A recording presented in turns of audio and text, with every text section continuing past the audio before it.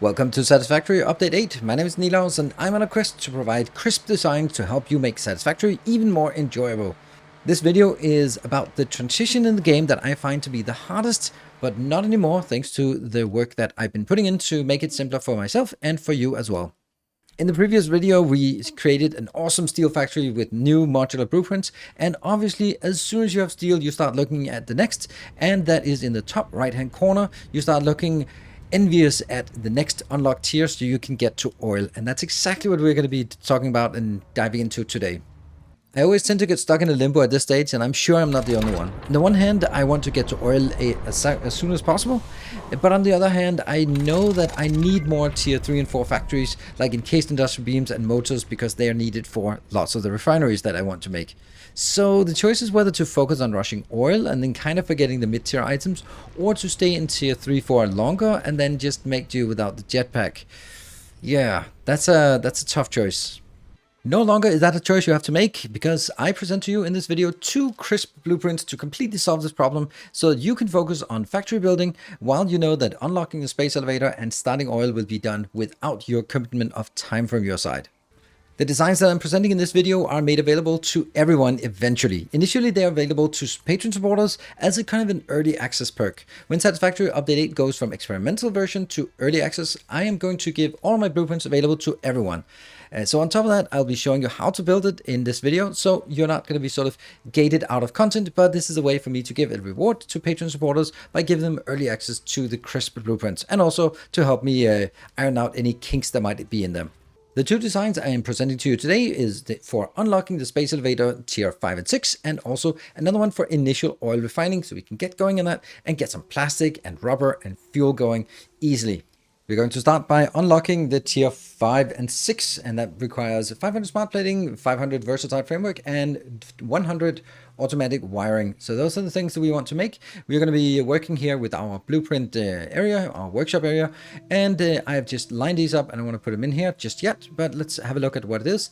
If we look at the smart plating, I need 500 of those. It requires 500 reinforced iron plates and 500 rotors. These are made in our initial hub, the starter hub that I have presented blueprints for, so you already have those, plenty of those available and easy to pick up. The next one is the modular frame, it's the versatile framework.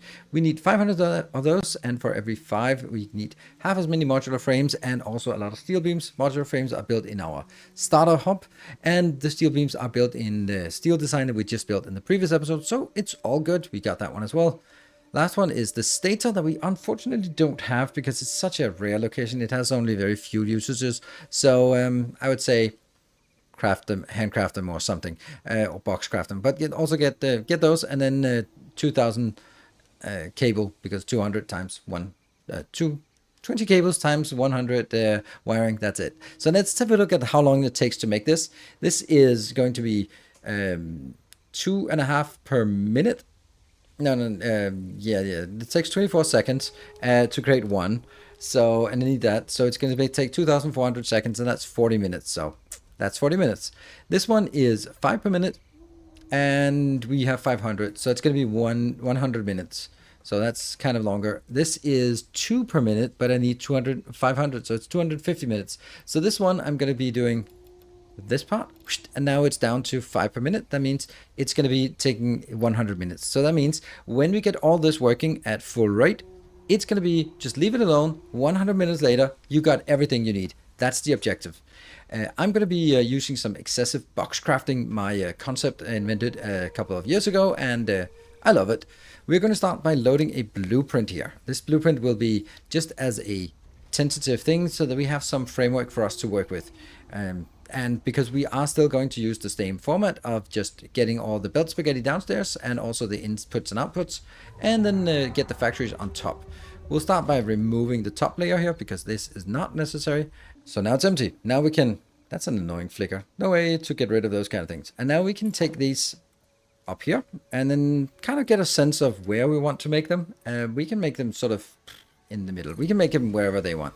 And it is just so happens that you can actually make 3 of these next to each other and then still have a little bit of room left. So maybe like this and like this. Okay, so that means we can now get things inbound here, here, here, here, Wow, except for the fact that every single one just got rotated the other way. But, you know, aside from that one, it works fine. There. That one and that one. So that's just kind of how I want to make it. We're just going to get slow things in there.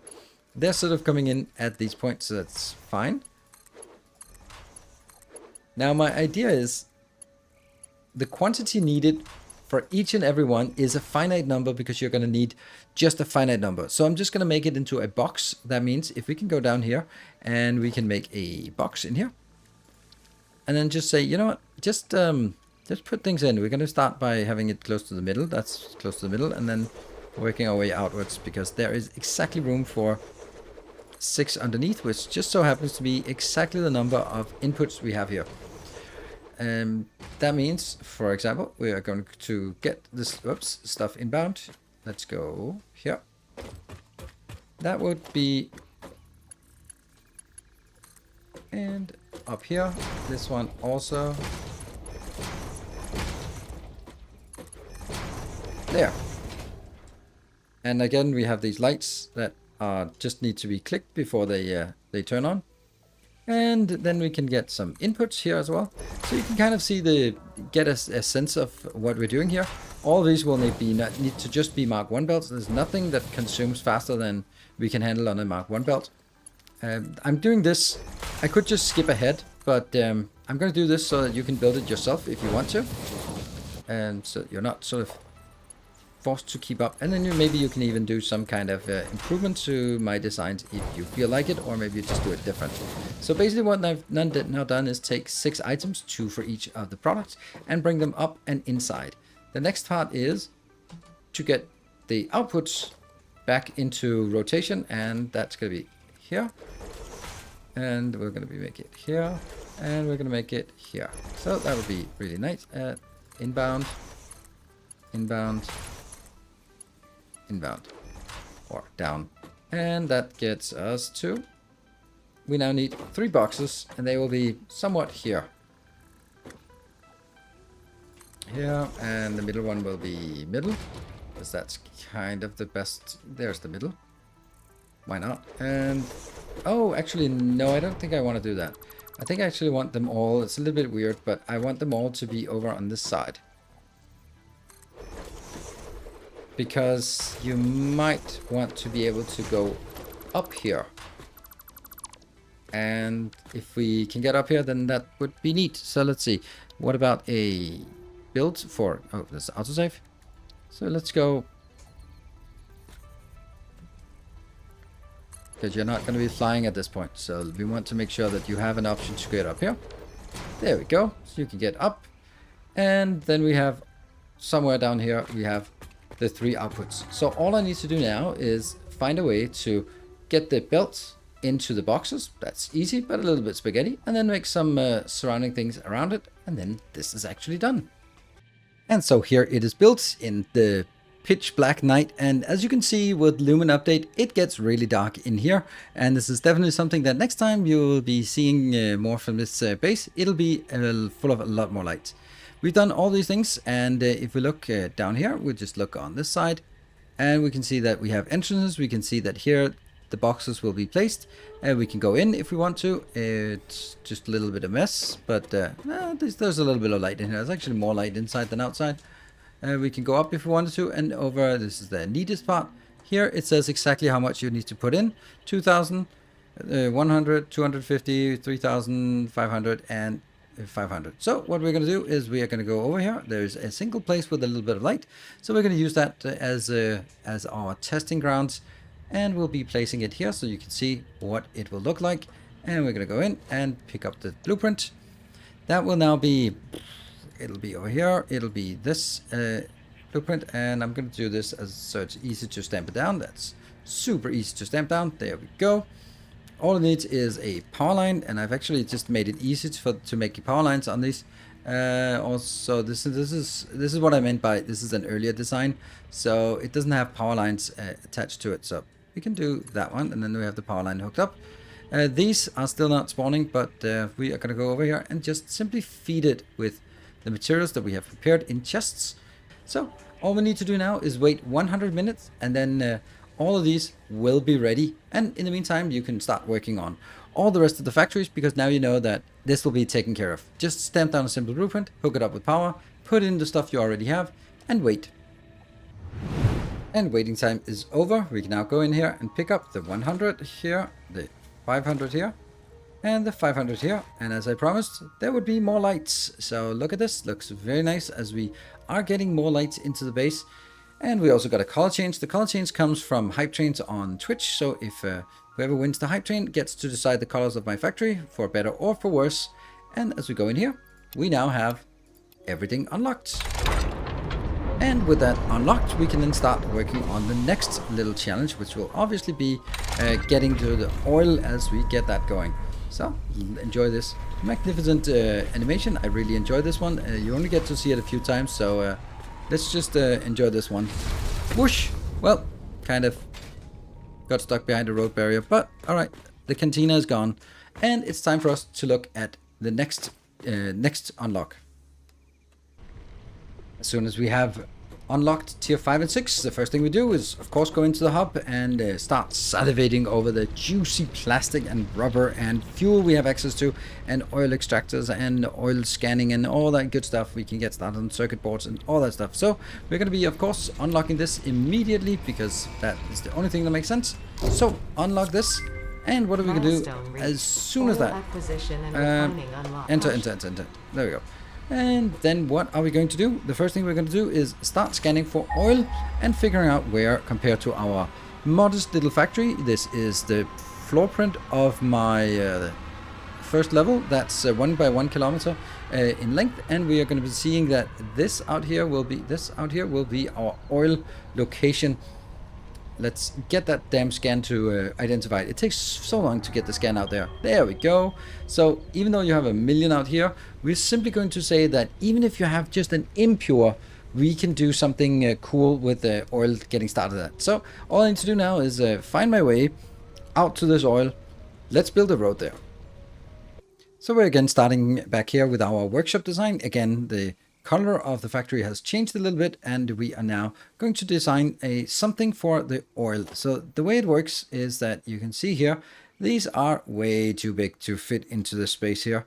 So let's see, that is going to be, I want to try to sort of make it in the middle. Does that look middle to you? That looks like middle, right? There. So we're going to make one in the middle. The way it works is that if we look at our basic recipes here, we're not going to take the alternate ones. We're going to look straight at the known ones. We can take a basic plastic. It takes crude oil. It makes a little bit of plastic and a little bit of heavy oil residue. All right, so that's going to get us one thing. Let's get you out here on the other side. And actually, I want to copy that in here, because let's get some plastic in here. And let's get some rubber over on the other side. So now we're in the process of building this, because we want to get some iron, some rubber, and some plastic. We want rubber, plastic, and fuel. Those are the things that if we can get those, put them in boxes, then we can ignore about it and then come back and pick up a couple of hundred, unlock the next stuff, pick up a couple of hundred, make some canisters and put the fuel into the canisters, and then whoop, we got some jet fuel. So that's good. So we also have that's residual rubber. Forget about it. It's the normal rubber here. 20. It's not about being efficient. This is just about having a simple blueprint. You go out, find an impure node, stamp it down, forget about it, and come back and then pick up stuff later on. Cool. So this will also make some heavy oil residue. So if we make here, we make we make rubber and we make plastic. Then in the middle ones, we will have outbound here some heavy oil residue. So we're going to take the middle one and we simply rotate it like that. That would mean that if we go out here, we now have 10 heavy oil residue plus 20 heavy oil residue, and that needs to be going into here. It doesn't need anything else. This will be just fuel. There, it's called residual fuel, and it'll be scaled down to 50%. Usually less power, that might be nice. There we go, and that will give us 20 fuel. So this little build here, if we can hook it up, will be 20 plastic, 20 rubber, and 20 fuel. Awesome. Let's have a look at what our options are for getting it in. A lot of this is going to be a little bit just kind of finicky, you could say. Well, first of all, you have to place these correctly. I'm just going to outline the idea that I have of this. So we can do that. this can go in here. This can go over to this side. Is that? Yep, that looks good. And you can go to this side as well. Here. Now we will have at this point some outbound. That will be some outbound here. And that will then be questionable whether it will be able to go in somewhere useful. What if we do this? And if I also do this one? All right, so then let's build another floor so we can get that floor done.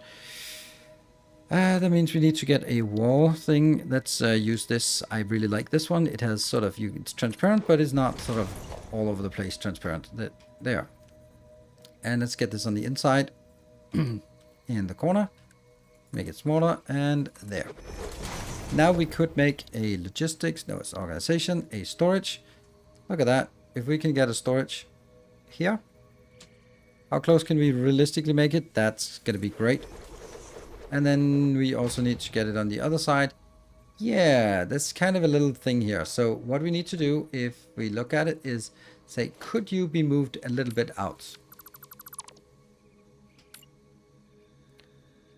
There. What is the furthest out? See, this would now be aligned. But what if I bump it out by 1? That gets us a little bit more space for stuff down here. Obviously, none of this is working anymore. And neither is this.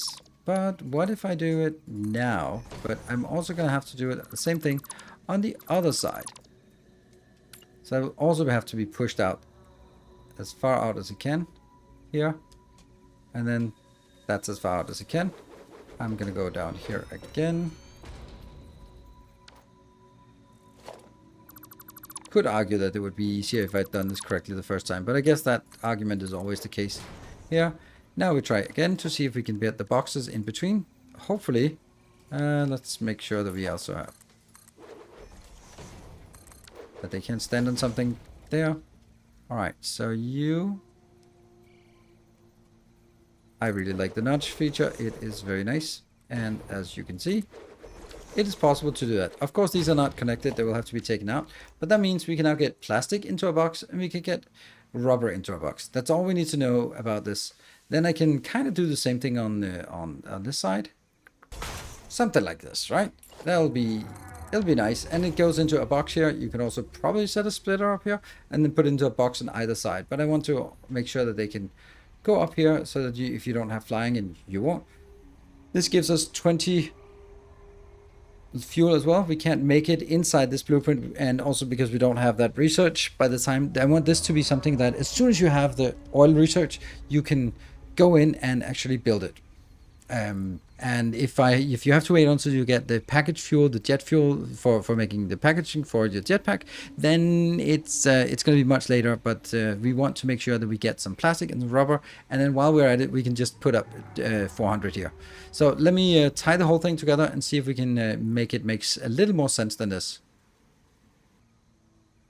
Here we go. We now put some artistry here without going overboard. We have also a bit of marker, so we know that we get 20 rubber per minute, and we also get 20 plastic per minute. We can go around. You can walk up here, because otherwise you can't actually stand down here and get up here. So you have to go around, get up there. I made it nice and easy. This one as well. And this is where you put in the crude oil and the power line, and then there's a power distribution inside. So, let's go test it. And what better way to go test it than to grab our vehicle here and get on our merry way out on a beautiful road that we've now done. We are going to just go, well, actually, let's just jump out here, and jump out again, and here. That's what we wanted to do. We wanted to get the scan available. So let's have a look out here. We haven't done the road inside yet, but what do you think about the road so far on the outside? I think it looks pretty neat. It's not super advanced, but it'll get the job done, and it has lots and lots of lights. So we need to go all the way out here far to the east to get to the oil. There we go. Still 1500 meters. Let's just skip ahead to get out there. So here we have a little impure mine, and I just happen to have built a 4x4 location right here, and this 4x4 location is perfect for some starter oil. That I'll be rotating it so that the starter oil is pointing towards what we can use, and we'll be going in just using the nudge feature to align it on our blueprint here. We are going to build a oil extractor at this point. I'll be pointing it towards somewhat the right direction. Great. Then we're going to hook up the oil extractor. Oh crap. Unfriendlies. I think I triggered them, didn't I? Yes, I did. And looking back at this one, we have a 20 or 60 provided. That's what we get from a low quantity or an impure one. Then we can pump it in here. There we go. And all we need to do is just hook up a power line to this little socket, and then we can just look at this marvelous little build that will just do everything we want in one go, I hope. Let's give it a shot, and we need to make sure that these are online. There we go. They don't switch on. Wait, they switch on if you load the game, save the game, load the game. So next time you log in, they'll be fine. But if right when stemming down, it doesn't work. So let's see. It gets some crude oil. It's working on getting some rubber. It gets some crude oil and working again on some plastic. It's not going to be fast, but hey, 20 per minute. We just go away for 10 minutes. We have 200, which is what you need for unlocking most things. You walk away for a couple of hours, and then you have this one full. You could also build it a bigger storage if you wanted to. But the thing is that it will actually fill up this storage first. The fuel storage will be filled up first at 20 per minute. Then it'll only take 20 minutes for this one to fill up. This is a little bit unfortunate, and I wish we could sort of just vent this, but well, that's not really an option in this game. Just pour it out into the lake. That's how we deal with excess oil, isn't it? Right, so with these two blueprints, we now have basically you can unlock tier 5 and 6 super easy, and also as soon as you get unlocked it, you can unlock the appropriate oil processing tech, and then you can just stamp this down. Really simple. You can see it's just a refinery and this an extractor and this blueprint, and once you have that, you just leave it, and you can go back and building your encased industrial beams, your motor build, your Nobelisk build, whatever you maybe even heavy modular frame builds, like all the stuff that you want to build back in the base, while you're just trickling in and getting some more oil here. So how about that? Hope you like these.